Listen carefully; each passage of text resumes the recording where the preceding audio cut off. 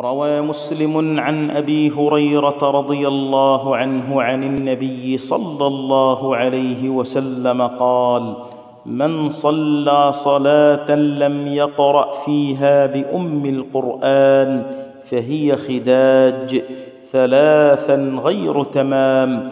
فقيل لأبي هريرة: إنا نكون وراء الإمام، فقال: اقرأ بها في نفسك، فإني سمعت رسول الله صلى الله عليه وسلم يقول: قال الله تعالى: قسمت الصلاة بيني وبين عبدي نصفين ولعبدي ما سأل، فإذا قال العبد: الحمد لله رب العالمين، قال الله تعالى: حمدني عبدي. وإذا قال: الرحمن الرحيم، قال الله تعالى: أثنى علي عبدي. وإذا قال: مالك يوم الدين، قال: مجدني عبدي. وقال مرة: فوض إلي عبدي.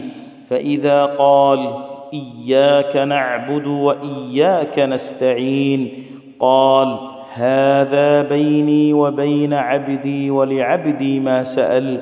فإذا قال: اهدنا الصراط المستقيم صراط الذين أنعمت عليهم غير المغضوب عليهم ولا